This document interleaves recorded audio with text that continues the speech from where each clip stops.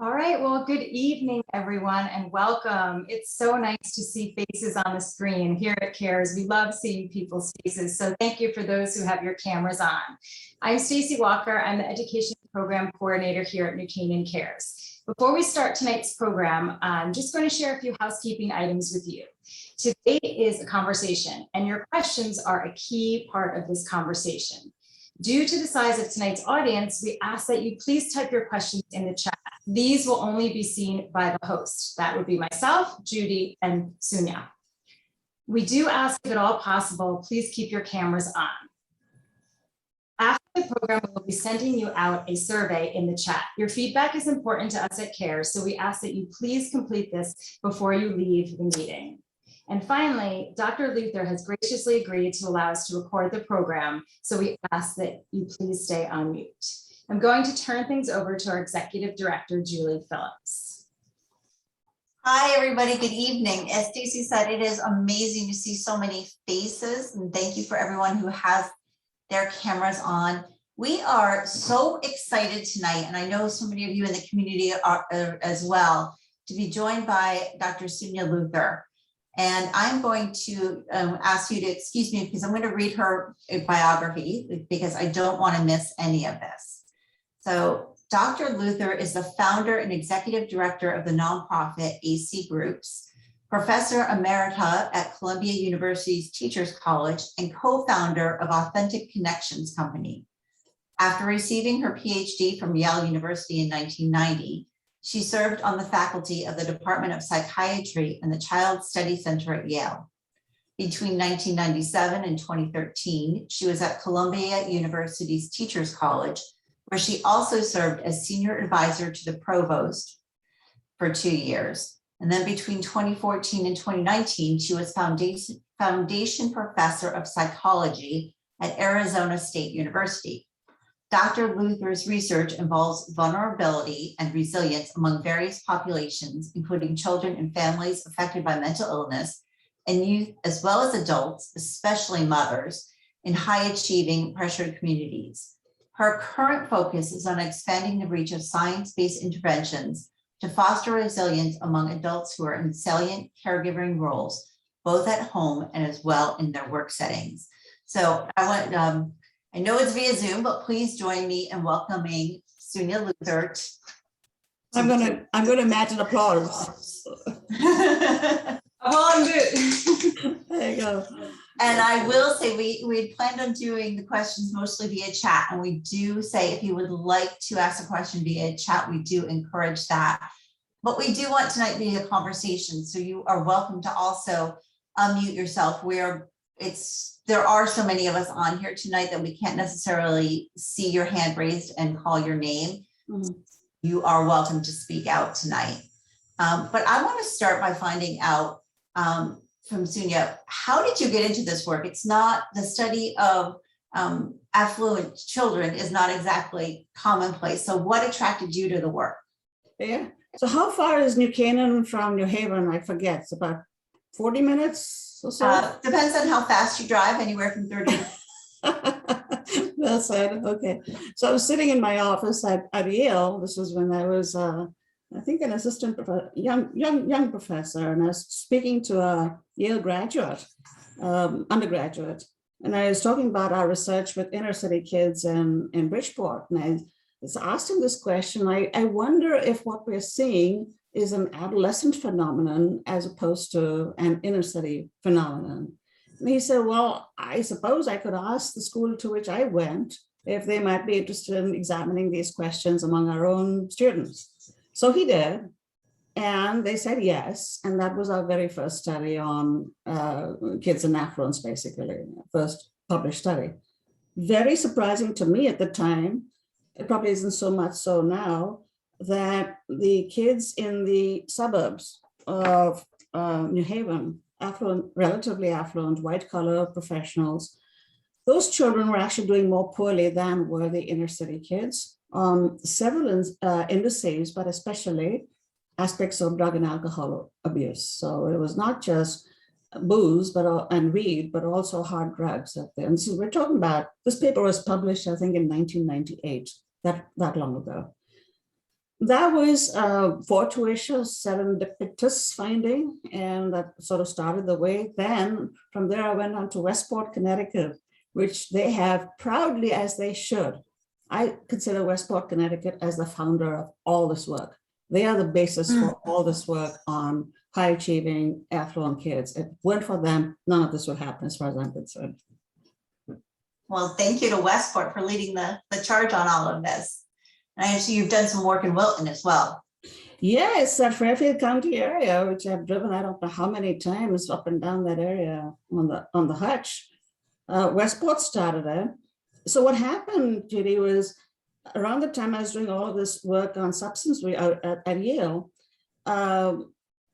basically Westport asked me to come in and see. They detected some substance use among the middle school population, and they said, well, is this real? Is it a big deal, or are we just overreacting? And they asked me to talk to their parent body as much as I'm doing now. And they agreed, all right, let's do a study and find out, which is of course what I proposed because I'm a scientist. We did one study with the one middle school. That was followed up by another study with the two middle schools. And the third study was, believe it or not, funded by NIH from sixth graders in both middle schools in Westport, all the way from age 12, all the way to age 28. So we're following them annually from middle school all the way to young adulthood. And that is how we began to understand not just what's going on in middle school and high school, but also what are the ramifications of all that's going on at those earlier years for how our children, mine are now 31 almost and 27, how our children get to be at that age. What are the ramifications of all the environmental features that they experience in our suburban communities when they are young adults? Wow. So I had a ton of questions I have to ask all night, but before I dive in, does anybody else have a question that they'd like to ask? While people are reflecting on whether or not they want to ask, please let me add again, I have two children. I raised them starting in New Haven. My son was in kindergarten at St. Thomas's School, junior kindergarten for about a year. And then we moved to New York and they were in a public school, which is Mamaroneck High School, basically in Westchester County. It's really not that different from where you are. So I've lived your life. That's the whole point of this whole story I'm telling. I've lived your life. I honestly think it's a little harder now than it was when I was raising mine. I think with every few years, we get a couple of notches higher up in terms of the level of pressure that our children, and therefore we are experiencing. So I'm saying all of that to say, I'm not coming to you as a scientist expert. Well, I have some scientific background, but I'm equally, if not more so, a mom that has experienced and gone through pretty much all of what you all are facing. So far be it from me to say, oh, just do it. It's much more complicated than, oh, just do it. You've lived it. I've lived it. So I'll ask a question. What was the most surprising part of your research and your work? What was most surprising to you? Yeah, good question. I think, well, the first was, as I said, the fact that our kids were so much higher consistently on substance abuse of all. That was one. The second was that actually girls were even higher than boys on substance use, so that suburban girls were higher than inner city girls and higher than all the boys. So what is going on here? And that is a strange finding that we have replicated over time. You see, what's happening with our daughters is they're not just showing the traditionally female symptoms of when they're troubled, of depression and anxiety, but they're also showing the traditionally male problems of substance use and acting out, delinquency, if you will. That was one of the first big surprises for me. I said, I'm really not sure why this would be, but over time, of course, and I'm happy to answer questions as they come up, became much more clear as to why this was going on. you just mentioned acting out. Sorry? You just mentioned acting out and rule breaking. What does that look like in our type of community? Yeah, so, well, breaking curfew, destroying school property, taking a library book that doesn't belong to you, stealing a DVD, those days, stealing a DVD from a store, just a random acts of delinquency. So it's not stealing money from your parents, not looking. So it's not stuff that, like with the inner city kids, you could say, well, perhaps they're doing this because they really are short resources. With our kids, it wasn't that. It was just random acts of delinquency that they, in fact, Judy, we had one paper I did with my student, Nadia Ansari, and we looked at overall scores on delinquency. And would you know it, that our kids' scores, overall average scores, were exactly the same as those in the inner city. Now we're talking about like Bridgeport, Connecticut, back in the 90s. The difference was those kids were talking about like involvement in gangs and so on and so forth, which was protection of their posse, protections of themselves. Not so much what our kids was doing. It was a little more, as I said, just random because we want to. And there's a whole other story there, but why would you want to do that? That's wild. So have you noticed, has this changed at all with COVID? How has COVID played into this? Well, so you're jumping now, fast forwarding from 1990 to what is now 30 years later or something like that. Yeah. So if you go in between, I'm going to rewind just a little bit to 2019 before COVID, right? May I? So what we've seen over time, Judy, is that we look at clinically significant levels of delinquency, substance use, depression, anxiety, and compare rates in different communities with national norms, for example. What we found in 2019, based on about 15,000 kids all over the country, all high achieving schools, was that, let's say about 8-9% of them were at the clinically significant level of, let's say, depression. So not just I'm sad, but at a level where you'd want them to see a clinician. Then we saw that depression, we didn't measure substance use and delinquency because the kids were all at home with their parents. There's pretty little they could have done. Went down over the summertime. When the school year started, went back up. And now it's, I think, not just back to the 2019 levels, but has surpassed it. In other words, based on probably 40,000 plus kids all over the country, independent schools as well as public schools, we're talking about more than 1 in 10 kids. I think someone was more than 1 in 10 kids, high schoolers, are reporting clinically significant, especially anxiety, followed by then depression. So what are some of the signs of anxiety and depression that we might want to look at? How would we know our kids are depressed if they're not showing it? If they're still getting good grades, they're still, their behavior hasn't seemed to change. They're still hanging out with their friends. Would we know that might they be depressed, or how would we know? You're actually asking about the topic of my dissertation when I was at Yale. It was basically on kids that were high achievers. This was inner city kids, but high achievers. Teachers loved them, peers loved them, and looking and saying, might there be something underneath that we're missing? And sure enough, when the kids reported high levels of life stress, and at the same time were doing so wonderfully in terms of grades and teacher ratings and so on, there was this underlying depression or anxiety or both. It's common sense. I mean, when you have that much hardship.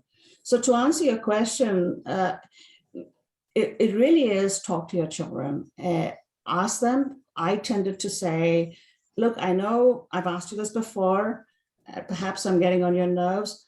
I just have to tell you, I love you, I care about you, and is everything all right?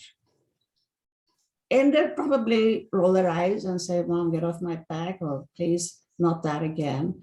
Fine. If your gut tells you as a parent, this is maybe something's askew, stick with that. If you can't get through with all of your entreaties or whatnot, try and enlist someone, I say, who's maybe the other parent, maybe an aunt or uncle, perhaps a coach. Coaches are terrific for this. They really are outstanding. A teacher at school, but follow your gut. If your gut says something's not right here, pursue it. What you don't want is, I remember one of the earliest studies I did back in Westport, I think the woman's name was a counseling person in charge, Colleen, I think her name was. And she was telling me one day, she said, you know what the kids say, if only my parents would really listen to me. So, not go past the peripheral, the peripheral or the most surface level things and say, look, I really want to know, and then really listen and be prepared for what you're going to hear. And if that hurts, we'll get you help. We'll get you support. But you need to be watchful because you're the one who's there, who's closest to the child and most likely to see this kind of thing when it does happen. That just sounds very basic. That's the damnedest thing, Judy. Here, I've got on my desk here this report from the National Academies of Science. It's available on the web. It's called Vibrant and Healthy Kids, published in 2019. Chapter 4 is on resilience and parent-child relationships and whatnot. So let me tell you that you say it sounds so basic. There is one statement that resilience research has shown. Resilience being doing well in spite of adversity, like COVID. Resilience rests fundamentally on relationships, not executive function, not emotional regulation, not intelligence, not any of those things. If you had to pick one thing based on all the science we have, it's going to be relationships. So that's fact number one. Fact number two is, and it's in black and white in this consensus study, is that if you want your children to show resilient adaptation, the single most important thing is the quality of relationships with their primary caregivers. And that in turn rests on the well-being of that primary caregiver. How basic is it? Your grandmother could have told you that. Suniya, your functioning as a 6-year-old or 12-year-old is tied to your mother's functioning, and that's tied to her level of support, how okay she is. Doesn't get more basic than that. All we have now, Judy, is we've gone past about what about genetics and what about executive function. All of that's important for sure. But when you start prioritizing, saying, but I need a list, where do I start? What's on top? We know very clearly what's on top now. That primary caregiver or those important adults in the child's life, we need to make sure they are whole as possible. Awesome advice. And it is basic. So that kind of leads into one of the questions. Somebody said, how much does a parent's pressure for perfectionism come into play with the anxiety and depression that our kids are feeling today? I would say in the classroom, on the field, on social media, they're kind of surrounded by it. Let me preface my response to this question with the statement that I am very unhappy with parent bashing, with parent blaming and saying, it's all about you, you're doing everything wrong. You're too permissive, you're not permissive enough. I mean, it's all your fault. To be sure, what we expect from our children comes across to them, and our levels of achievement, our standards for achievement, they know about. So we certainly are important. I'm not diminishing that in any way, but let us remember we're only one part of our children's lives. So my daughter was the goalie in field hockey, and they were a very competitive team, second in New York State twice, several years. Anyway, point is that with this level of competitiveness, it's not just what I feel about whether or not they win, right? The coach, the teammates, the other parents, the school, you see all the trophies in the hallway. Real estate prices, I'm sure you all know, go up and down with achievement test scores, right? So parents are definitely important, but it is a community-wide thing. And in fact, a societal thing.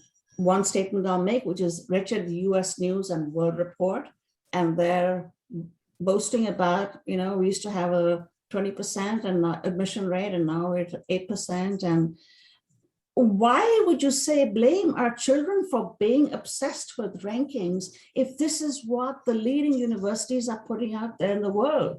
This is what we care about. Do you win or do you lose? So certainly parents are important, Judy. Now let me stick with parents for one longer second, which is, I do remember when I think my son was in first grade, second grade, somewhere there. And they had those 2 tracks of reading or something. And he came home and said, well, I'm not in the top track. I'm in the good track, but not the top track. It's fine, son. And retrospectively, I could see my one eyebrow going up. What? You're not in the top track? I mean, all the words were right that I said. But the fact is I had conveyed, I'm sure, implicitly otherwise, that I was taken aback, if not disappointed. So I'm not minimizing what we do by any means. We do have to keep track of what our expectations are. Second thing I want to say there is another study, and if any of you want these studies, just email me and I'll send them to you, where we looked at, Judy, kids' perceptions of our values. So here's the question. I'm going to read out 6 values to you that parents have for their kids. I want you to tell me what are the top 3 for your mom and what are the top 3 for your dad, or parent 1 and parent 2 if they're same-sex parents. And 3 of them were things like, I get excellent grades, I make a lot of money, and so on and so forth. And 3 were, I'm a decent and kind, and so on. So 3 were integrity and kindness, 3 were status. And here's what we found. The kids who said that both parents were high on the achievement status things were not just more depressed and anxious and substance using and acting out than the others, but also had the poorest grades and the poorest teacher ratings. So here you go. My children say, mom and dad both really care about whether I get into Yale or not more than anything else. These are the children who are the most unhappy and the ones whose performance was the most compromised. Followed by that was when, and this is fascinating too, when I saw this, when dad was high on the integrity stuff and mom was high on the achievement stuff. So small group relatively. But when you had one parent high and the other one, opposite values, basically, those children also showed. The best off were, guess who? Those who said, both my parents value integrity and decency more than anything else. You ask me why. So I told you I studied inner city kids, right, for the longest time. You think about what a mom in Bridgeport, Connecticut back then had to do. Big task is, I need to make sure my child is not standing around on a street corner after dark, where she could be victimized or get involved in trouble.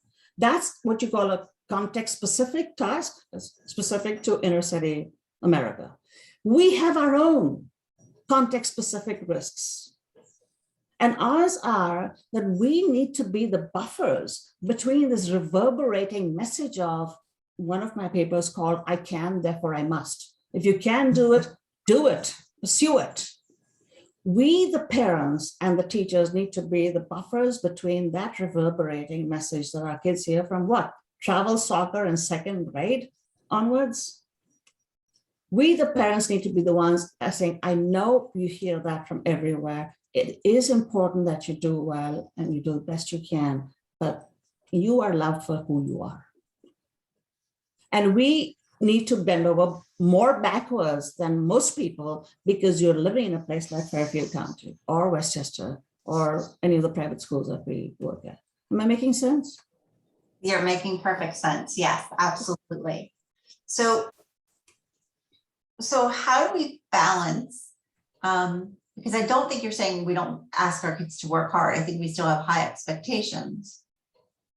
So how do we balance those high expectations with not putting too much pressure on them? Often I find it easy if you put a question to yourself or to your child, and you can capture the one question that's the most important one. In this case would be, how are you doing with all this? Are you okay? Or is it too much?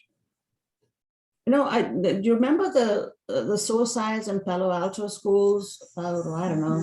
The Atlantic had a huge big story on it and our research was all over it. Is basically where I think this young woman was a swimmer. And she said, I am so exhausted, I hate it. What started off as something I was not just good at, but enjoyed so much, I resent it so deeply. And I would quit, except that my parents say, but you need this for college. And my coach says, but it looks so good in your transcript. And the school says, but it looks so with all of that. So the answer is, again, ask your child and ask sincerely from your heart. Don't do the perfunctory asking where you really don't want to know what's going on. And if you can't do that asking, I'm sorry, then have someone who is comfortable saying, tell me how you really feel about that swimming or that field hockey. Okay, that kind of answers my next question, because isn't there a worry when you ask that question as the parent that your child's not going to be completely transparent with you because they don't want to disappoint you? Yes, I mean, so I run these groups called authentic connections groups. So they're usually used by moms, sometimes for dads, but usually moms sign up for them. We have this notion of what we call your go-to committee, which is, and when I was younger with my kids, I call it my advisory committee. Run it by your people and say, this is what I'm sensing. This is what I'm picking up. First of all, have a go-to committee, which most of us don't pay attention to. But once you do that, even if it's your sister, your friend, your spouse, anybody, the teacher at school saying, I'm picking up on this. Am I overreacting? Am I being ridiculous? Or could there be something there? You know what Hillary Clinton said about village, since she said something about village? She was right. Takes the village to raise. So which kind of leads me into, what is the role of the schools in this, and what is an ideal parent teacher school relationship in this type of situation? The role of schools is that schools are awfully important. 1, 2, in this same report here, what they've said is not just well-being of parents, but well-being of educators. I'm sure you've heard of this whole movement, trauma-informed schools now. Our teachers are expected to be people who take care of our kids' mental health in addition to teaching subject matter and so on, so forth. They're sort of our safety net. When we as parents fall down, which all of us must at some point on the job, we have our own challenges, right? We rely on the counselors, the teachers, the advisors to be watchful. And so they're extremely important. I will say right now, for me, it was my 9th grade biology teacher who I found recently, and I've chatted with her after 45 years. She changed my life. So schools are humongous, what they can do, number 1. Number 2, we have to be very careful, especially now after all that COVID has done, about this going head to head. Parents on the one hand and school on the other, and saying, if only the school didn't do this, then we would be fine. And the school saying, if only the parents weren't quite so ambitious or this or that, we would be fine. In fact, I don't know, the Wilson, Connecticut, when I was last there and I did this talk in their auditorium, one of the big findings was, Judy, that a big risk factor for the kids was feeling like the adults in the community were not on the same page. In fact, were adversarial. The kids were saying, when we see the adults sort of not nice to each other, this was reflected in the kids' depression and anxiety and stuff. Wow. So now with COVID, I'm sure you've seen this here. I cannot imagine any community that hasn't seen anger. Right? For all kinds of reasons, whether it's masking and not masking or critical race, you name it, there's anger that's floating around. We have to be the responsible adults in taking hold of that and saying, we're going to stem that right now because our children have been through way more than any child should have ever experienced. It is our job as grown-ups to take care of ourselves as individuals. Let me scratch that, to make sure we are taken care of. We take care of ourselves. That's one of my favorite things. Is I'm not asking you to let me take care of you. Ask me how I'll do that and I'll tell you. So our job is to make sure we are tended, and our very big job is minimize rancor and hostility every way you possibly can, because there's so much grief and fear and apprehension about what's still to come, which too often comes out as anger. So I'm going to bite on your invitation to ask how you do that. How do you take care of yourself? What are some ways parents can take care of ourselves so that we're available and open and So for our kids? this is a somewhat radical thought, Judy, but when you said take care of ourselves, and I corrected myself, someone said to me, oh yeah, it's like putting on your own oxygen mask before you take care of your child. So you don't know. I'm saying have someone there to put your oxygen mask on for you, because guess what? We too gasp. We too are exhausted sometimes. Tell me, wrong or right? Right or wrong? Absolutely correct. I found myself saying, I do talks for parents or faculty, we have all been somewhere between here, which is okay, to here, which is unraveling for the last 18 months. Nobody's been sitting around saying, my God, isn't life wonderful? I'm so filled with hope and joy, and the future looks great, and I'm happy. We've all been, humanity has been traumatized, right? So the first answer to your question is, it is never saying, come on, take better care of yourself, do more yoga, Pilates, whatever else, just do something to take better. No. Our job, I'm picking this damn thing up again to tell you, I didn't make this up. It's in the report. Our job is to make sure that those people that would be parents are taken care of, right? And we have, so I mentioned so these authentic connections groups, actually back to Westport, Connecticut. The first time I talked about this, God bless them, really. I was in that elementary school and people asked me the same question. I said, I have a hunch that we really need to be focusing on parents, and especially mothers, not because dads are not important by any means, but because moms tend to be most often the primary caregivers, just in terms of sheer hours. So from there on, it's been carrying. Authentic connections groups are basically, now they're done virtually, evidence-based, published, showing effectiveness. We've had 0 dropouts, and they're basically about connecting people through, well, authenticity and kindness and love.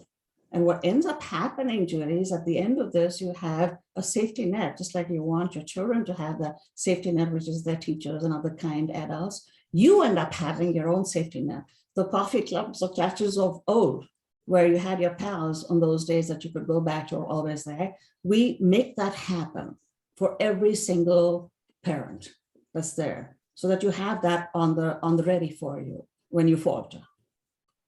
So the first study we did on this was with physicians here in Arizona at the Mayo Clinic who are moms. Second one was the nurse leaders of the Mayo Clinic in Minnesota, and basically found that you give them this, which is exactly what our kids need. Our kids need that unconditional acceptance and love that they can rely upon. We need exactly the same.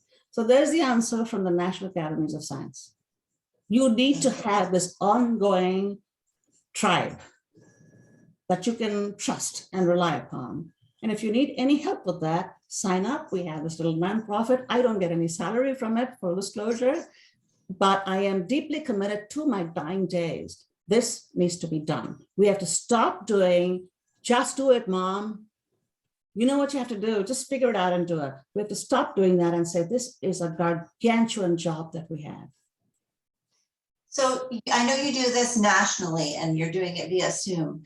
Is it the type of program that could be done in person on the local level as well? It's actually the opposite. It started in person. Oh, okay. Right. So the Mayo physicians and the nurse leaders, this was all in person. I happen to have done a set of 5 virtual groups before COVID and published the paper, so that I know that the virtual groups work. I'm a scientist. I don't recommend anything until I have data, right? So we know they work virtually as they do in person. And at this point, it just makes life so much easier. You have to worry about parking and sometimes even babysitting. The kids are in the next room. So just watch TV. Give me an hour. I'm breaking all my rules about video watching. Play with the iPad. Give me an hour. I'll be right back. It makes things a lot easier. So knowing that a village is important for caregivers as well, how do we help our kids create that village for themselves? Role model number 1. Children do what they see, not what we tell them, what they hear. So if you really believe that what they need is that tribe of people who are loyal to them, who will take care of them, who will watch out for them, who have their bags, who are kind, who are gentle. You are going to have to emulate that for your children. As I said, I had my advisor, not to say I'm a brilliant parent, I'm not. I have fallen down God knows how many times. But the one thing I did have was at least two women that I could call upon and say, they knew my values, they knew who I was as a human being, said, am I doing the right thing or the wrong thing? So when you have that child who is more socially shy, they tend to opt out of things, so they don't necessarily have a team. They don't have that group. Besides modeling, what other ways can we help encourage? Excellent question. Excellent question. So you said you talked about the team and the tribe. First thing is to, as you're emulating, is to make that distinction. There's a distinction with all the girls in your team that you hang out with, the field hockey players or the boys in the basketball team. That's one kind of camaraderie and connectedness. That is not the same as this. I tell you what the statement is, my thing about find the one statement or sentence. Here's the sentence. I feel seen and loved for the person I am at my core. This is what you want your friends to feel around you, and they're not going to be a dozen for you or for me or for our children. They're going to be 2 or 3 people that are our go-to people who give us that unconditional acceptance. Help your children understand this is what that is a real friend. Who, you answer that question, I feel seen and loved for the person I am at my core. Applies to them, applies to us. Dads too, women, moms and dads.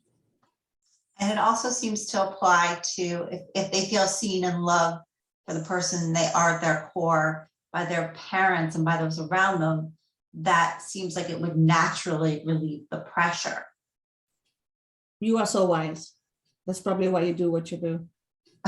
Thank you. I listen. That's exactly right. People like you. Thank you. No, I want to build. I don't want to echo what you just said. It's a very important point. If I feel that my partner or my children or you like me for me, you may like my work, but you like talking to me for who I am, that's a huge relief. That's a huge, I may bomb this talk. People might say, oh, never have this woman back again, please. I'll talk to you for hours. That's okay. But you see my point, that it does take the pressure when you say, you've seen me with my warts and all, when I've fallen down, and you still love me.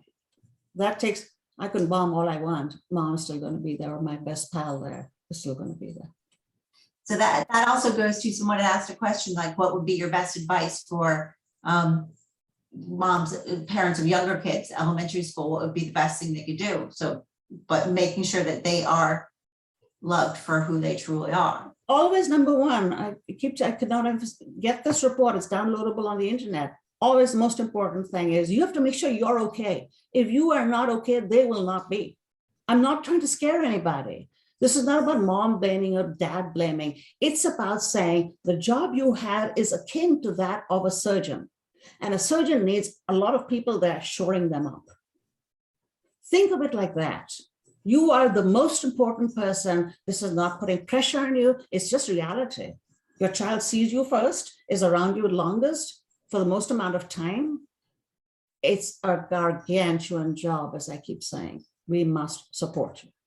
And if you can email that to me when we're done, and we'll get it out to everyone, because you mentioned it so many times. We want to make sure that people have access to the information. By all means. So back to the little ones, whether they're 3-year-olds or 5-year-olds or 8-year-olds or 15, God knows, 13-year-olds, middle school is so tough as far as the data show. Keep that in mind. You know how we get more testy when we're not happy, when we're depressed, testy or closed up or irritable. All of that, the same thing that your child brings to you when you can respond with gentleness and patience. All of that is that much harder when you are not filled up yourself. So that's one. And the other is always number 2 is talk to your go-to people, get a professional involved if you feel like your child is not, maybe your child is an introvert or is shy and is being picked on or is picking on. Any of those. If you've tried all of these and tried the aunt and the uncle and the older sibling and all of this, someone at church, ask the school counselor, get a professional. Don't be bashful about this. Parenting is the most humbling thing of all, experience of all. I have a PhD in development and clinical psychology. I've published papers up the wazoo on parenting, and I will tell you, I have made mistakes and I have been at my wit's end. And this is not hyperbole. I'm saying seriously, like heartbroken, like so anxious. So it's not education, it's not just advice. It takes sometimes that same village to take care of us and bring us back to that level of equanimity where we can begin to look this job in the eye and say, yep, I think I can do one more day. Thank you for being so vulnerable and honest on that. It is greatly appreciated. I'm going to go back up. There was a question here in the chat that you just made me think of. We talked about being vulnerable, reaching out for help, right? So someone asked, what extent does the ability of, I'm going to paraphrase it a little bit, change a little bit, the ability in an affluent community to cover up our children's problems, hire the lawyer when they get into trouble, kind of Bail them out. sweep it under the rug. Mhm. How much does that play in contribute to substance abuse and mental health issues? It does. That's the short answer. And what's the longer answer? The longer answer is we actually made up a measure in Westport. I think when the kids, our longitudinal sample was about the 8th grade. This was a measure of something we call containment. And the question was as follows. When parents find out that kids have done something wrong, they have different repercussions. How serious would the repercussions from your parents be if they found out that you did ... And we had 4 things. 4 were around substance use, some were around academic indolence, some were around delinquency. And basically what we found in replicated again and again and again in our relatively affluent communities, our kids are saying, my parents are going to be much more lenient about detected substance use than they are even about rudeness and delinquency. In other words, that's what kids do. Tends to be too often the perspective.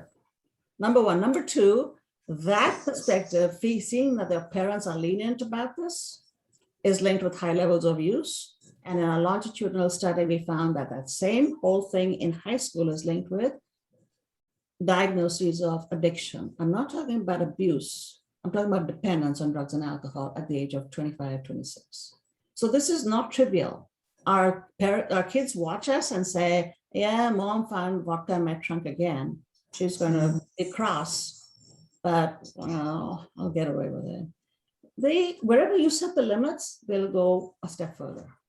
So again, I'm not trying to scare you. What I'm trying to say is I know, once again, I've lived there. I know about the drinking in the bleachers. I know about the parties in the basements. I know about the, what is it called? The pre-gaming and the beer ponging. And I don't know what's fashionable these days. Knowing all of that, again, as I said, this is our culture-specific risk. We do have to be, like I said, about values, about integrity and status, watchful about this and say, talk to each other. No, wait, are you watching? Are you having your kids having a party? Are you watching for it? Are we sure there's not going to be booze around? Have these conversations. It's not being. How much does having those conversations about it play into whether or not children will do it? A lot.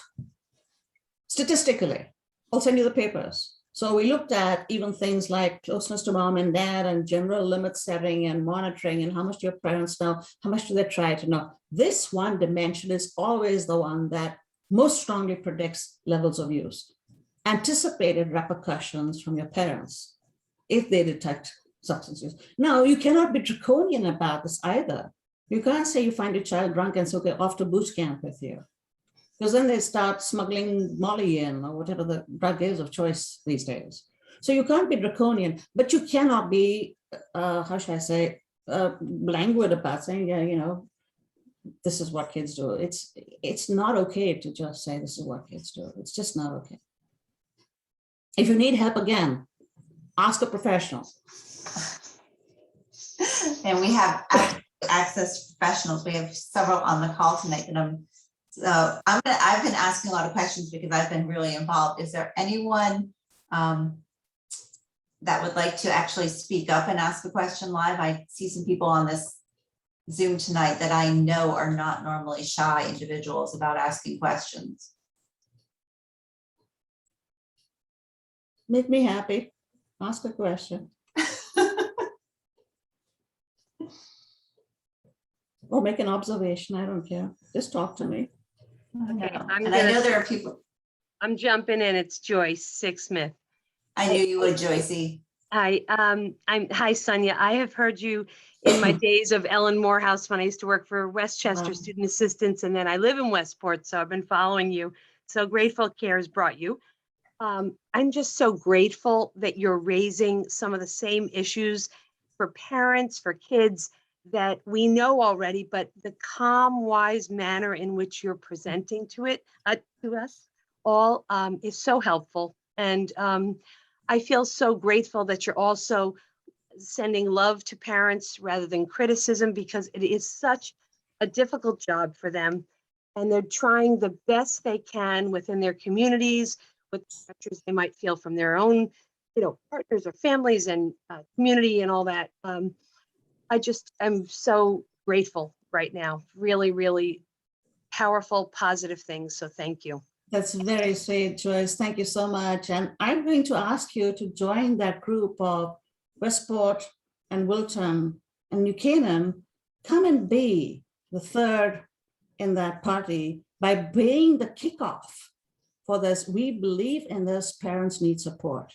Yeah. But I've quit academe. I don't need to publish anymore. I don't need to be more famous. By the grace of the good Lord, I have a roof over my head. I'm quite comfortable so far, right? I am not saying this because I need anything. I feel this huge urgency. We have to do this. We have to, and it's going to need you and me. I can do all the science in the world. Right. Unless you moms, I'm not even asking dads right now, because I know that the science shows, again, in this report, what dads gravitate toward is sometimes different. It's more around activities and stuff, for example. But moms, please join me. Let us show the world. New Canaan, Connecticut this is where we say, we're going to get these moms groups off the ground and make it a thing. It's not psychotherapy. You're not asked to pour out your deep traumas and delve deep into your childhood. It is simply saying, as I said, I keep repeating myself, it's a huge job. And yes, my love, you need comfort and support. That must always be there. We're going to kick that into motion. Join me, please. If you appreciate anything I've done, that's all I want. I'll be 63 next month. Till I die, this is all I'm going to focus on. We love it. I'm going to completely change gears on you here. Change. Someone is asking, COVID is not going away anytime soon. Correct. And again, paraphrasing a little, how do we get kids and parents to embrace where we are today, our reality, rather than being anxious about when things are going to be quote unquote normal again? So basically accepting this as our new normal. Always think about when you were a child and you fell down and skinned your knee, or you had a fight with your friends. Always what you want is kindness first. That applies to communities as well as it does to families, as well as it does to children. So when you have a situation where we're all exhausted and frightened, always start with what Joyce so kindly said, kindness first, and saying, we are in this together and we are outsourced and get some help. I'll come in and help you. Let us talk about what's on everybody's nerves. Let us talk about what the anger is, but we will do it in a modulated way. We will not be having a free for all. We will not be unkind. We will not be anywhere near lethal to each other. You cannot have this conversation unless you first come to acknowledge, yes, it's been a completely crappy, as I said, humanity has been traumatized. Acknowledge that, bring everybody with some level of comfort down, and then let's talk about what the issues are. So I'll give you an example. When I talk to faculty or even parents, one of the things I find myself saying is, for independent schools in particular, or for you all superintendents, any decision that any school leader has made during COVID and continues to, is going to be met with a lot of anger by one subgroup of people. Tell me if I'm wrong. Whatever that decision is, there's going to be one subgroup of people that's going to be angry. Now think about what it feels to be at the helm of this whole ship, in the midst of this storm that just will not end. On top of that, you've got people being angry at you. Now, I'm not defending school leaders necessarily, or superintendents or school heads or principals. What I am saying is we need to come together as grown-ups. There isn't a magic answer. We all need to pitch in here and come together and say, what can I do to just stem my own irritation right now, not lash out at you? Maybe I'm still angry, and maybe I will still convey the same message tomorrow. That today will come out as lashing out. Maybe tomorrow, when I'm a little more settled or a little more loved, I can say it with not quite so much anger. So it is, we're at a very, very rough point. And people say mental health is the next tsunami is coming. It's not coming, it's here. It's not coming, it's here. And the people who are suffering the most are parents and educators, and of course, parents who are educated and parents who are physicians or health or clinicians. That combination of being a caregiver in both ways, we are the people most at risk. By the way, I've had my own authentic connection group since COVID started. 2 weeks in, I said to my daughter, I said, I think I need my own group. She said, yeah, you do. We still meet. I make no bones about it. The first time we met, I wept through the first whole session. I was so broken by and frightened by what we were seeing. Wow. That's powerful. Stacy, I think you said you saw some hands up. You wanted to call in someone? I do, and thank you for sharing that, Suniya. Yes, Jennifer, I see your hand. Please feel free to unmute yourself and ask your question. Thank you. Hi, thank you. I also sent it in the chat, so you can just ignore that. But thank you so much for this evening. I think this is an incredibly valuable topic. I actually grew up in Westport way before the 90s, so I'm super familiar with the levels of drug and alcohol abuse that I saw when I was going to high school, not certainly middle school. So that's concerning for here. And I'm curious, with so much awareness, because it was certainly talked about, why do you think we haven't, as communities and affluent societies, we're so educated, we get it. I know we've all made our mistakes. We haven't made more progress, and perhaps even seen the abuse go younger and broader. And these are all great things we can do, but I'm curious what those greater barriers are that maybe we haven't gotten past to make progress. I mean, I graduated in '89. Forgive me for saying that, turn 50 next week, yikes. But it seems like we're still here. So what are those other things versus what we can do, those big barriers that we just need to sort of all just shoulder out of the way to try to make greater progress here? Excellent. And thank you again. Yeah, my pleasure. So my pleasure. Thank you. So as I talk, it's not just all about parents' repercussions. We put that there on the table. The peer culture. What, bro? Chug that 6-pack. It is the peer culture. It's as simple as that. So you think about the grown-up saying, just say no. On the other hand, and again, we have data showing this, popularity as measured by peer ratings of whom do you like and who's the most popular, that is related to self-ratings of substance use. In other words, I say I do a lot of drugs and alcohol, and you all say, she's one of the most popular. So on the one hand, you have the parents, the grown-up saying, just say no. On the other hand, you have the peer group saying, come on. I don't know what they call losers these days, but the equivalent of, what kind of loser are you? So that's another one. And then, of course, there is self-medication. Kids say we work hard, we play hard. We say we work hard and we play hard. I need my glass of wine, or I need my bourbon, or my martini, or whatever the case may be. This is real stuff. There's no stigma around any of this nonsense rubbish. We're all hurting. It's all hard. And we acknowledge it. Yes, our kids are self-medicating. Yes, some of us are self-medicating. We acknowledge it and we say, right, let me get to the next step and not make this an addictive habit. And the first step is just to acknowledge. Again, Sorry? there you go with that modeling again. What can I say? I mean, as I said, your grandmother could have told you, it has to absorb that way, right? Doesn't it? Yeah, it's so true. So this is a beautiful question. How big of a role does gratitude play in building a community of authentic connections? Gratitude is big. Back to my son again, who used to whine about all kinds of stuff. Remember, I used to make him say, "Tell me 5 things you're grateful for." And I ask him that day and day every day for a week. And it sounds silly, but I think it was a reminder. Life is not quite as bad as you make it out to be, as you think it is. Now, that said, I could tell you, listen, be happy you're in your Canaan and you've got, nice fall leaves around you and you've got nice neighbors and whatnot. Reality is the true gratitude is for that love that you must have. That is the most important. Oh, by the way, let me say, you cannot put this on your spouse or partner. That's a rule in our Authentic Connections group. Your go-to person cannot be your spouse or partner.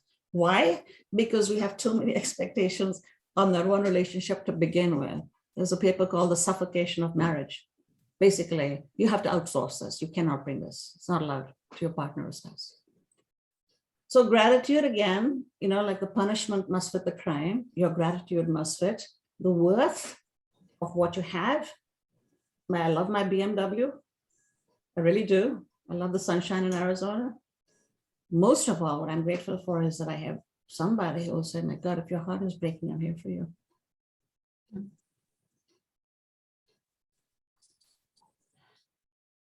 Being able to have that is something to be grateful for. Absolutely. I'm not seeing any other newer questions in the chat. Wait, I see Leanne. I see a hand. That's I see a Kristen. hand. Yeah, Yep. I see a hand. Leanne, I see your hand. Would you like to unmute? Thank you. Okay.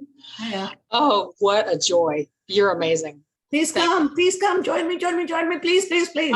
I am more than happy to. In fact, I wrote in the chat, how do I connect? This is like, you're speaking my language. You're speaking my thing. In this whole time of COVID, I joined fellow artists online, and there are 4 of us left.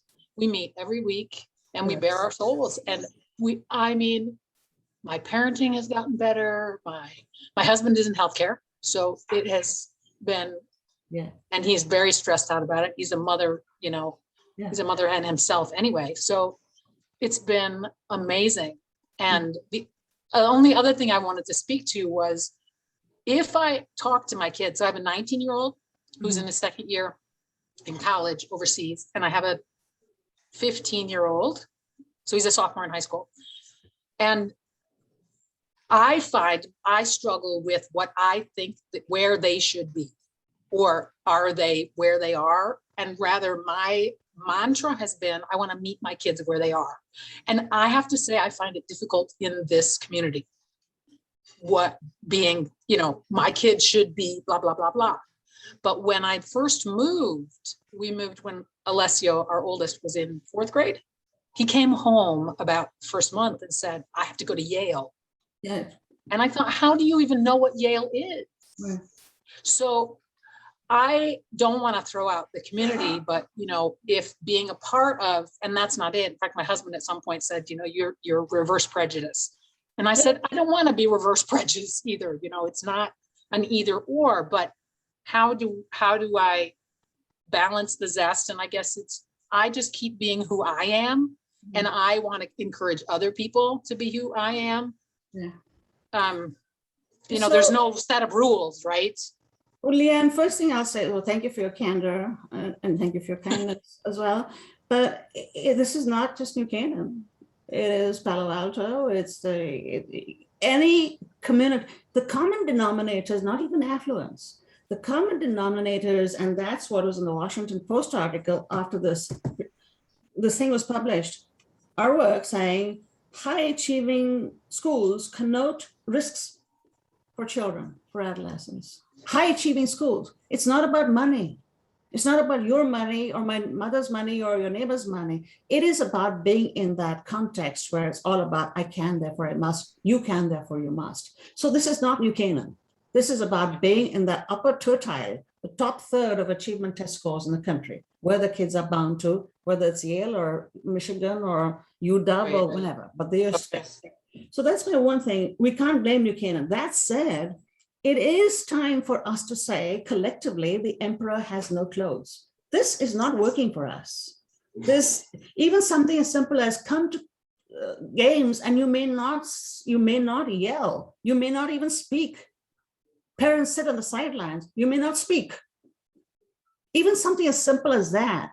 My daughter went to Williams. There were parents who bought a house in Massachusetts so they could watch, like, are you kidding me? So they could watch their kids' sports games. So it is a culture shift that's needed. I'm not blaming parents. I'm not blaming a particular town. I'm not blaming independent schools or public schools. I'm not blaming anybody. What I'm saying is we need to collectively pull up our socks and come together to do this. We cannot do it separately. We have to come together. And you will say this to me, and I'll come back and say, Leanne, you make perfect sense. And here, let's be cautious about not having anybody else feel like I'm pointing my finger at you. But the reality is, we have to temper these expectations, no question, on them, our kids, and on ourselves. Right. Without judgment. Without judgment. And I hope that I didn't mean to be judgmental. This is what authentic connections is about. You pick up the elephant in the room, you speak about it, and you put it to bed nicely. You don't ignore it. You see it, you say, see the other thing you said about your artist group, about which I am thrilled. I tried when COVID started, I invited people like therapists or counselors and so on. I did groups for them for free. And then my idea was maybe once I do 5, 6, 7 with you, you'll go and do this in your own community. Nice intention, but wrong, because why? They needed their own support. The people who are pillars of mental health in their communities are the ones who are, like you said about your husband, they're the ones who are giving out so much. So it was mistaken as a wrong idea in my head, well-intentioned, but wrong, to say, now you've got it, now go do it for everybody else. You know? So my point is that you all, everybody needs it from outside. I can't tell you, Leanne, you've got it, now go do it for everybody in New Canaan, or pick a group and do it. Everybody needs tending right now. I need tending. I've got people doing it for me, and I have to do it for you. And I've got a crew now of 7, 8 people who are trained, who know how to do this. Do it scientifically, do it with validity, do it with love and genuineness and kindness. Yeah, I just want to get on the boat with, I don't need a leader, right?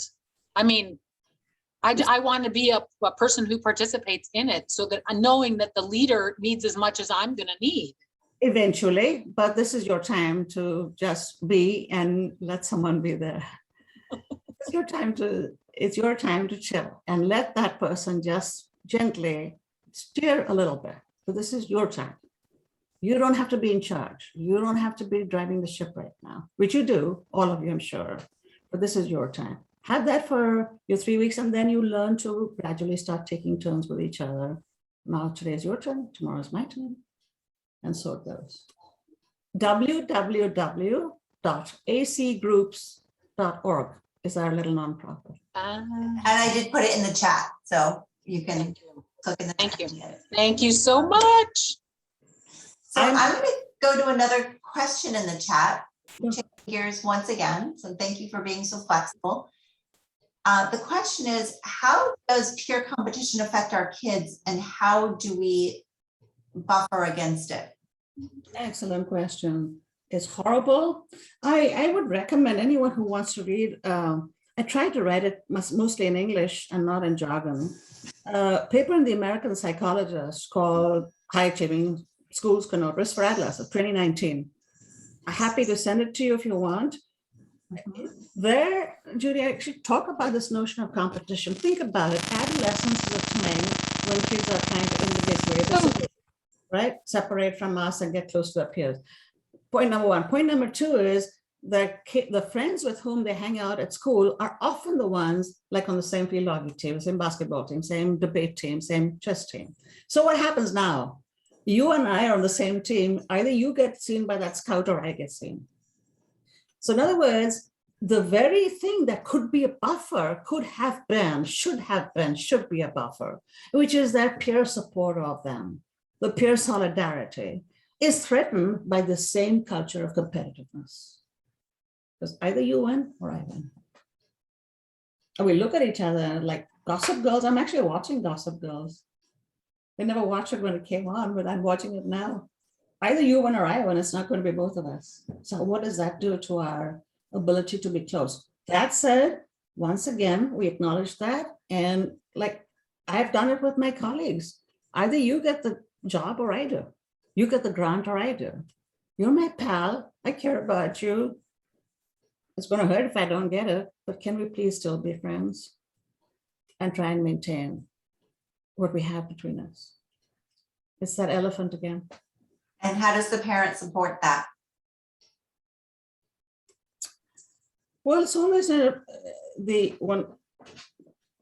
splendor, your self-image must not rest on the splendor of your accomplishments, right? So you talk to a child, your child is saying, well, I've got this best friend and we're competing. First thing is saying, what's this competition about in you? What is this Yale nonsense? My son would say, you're the only mother in this whole community who doesn't care, who says, I don't really care where you go. You'll get an education, for heaven's sake. So if you can say that and believe it, I mean, I went to Delhi University, for heaven's sake. Is that even on your map? Think about it. When you really want something and you really work at it, you will get somewhere. Maybe in graduate school, you'll go to Yale from Delhi University in undergraduate. Or maybe you won't go to Yale, maybe you'll go straight to U Michigan. If you really care and you give it your all and you have the aptitude, doesn't matter where you go, you'll make it happen. That will then help lessen some of that competition.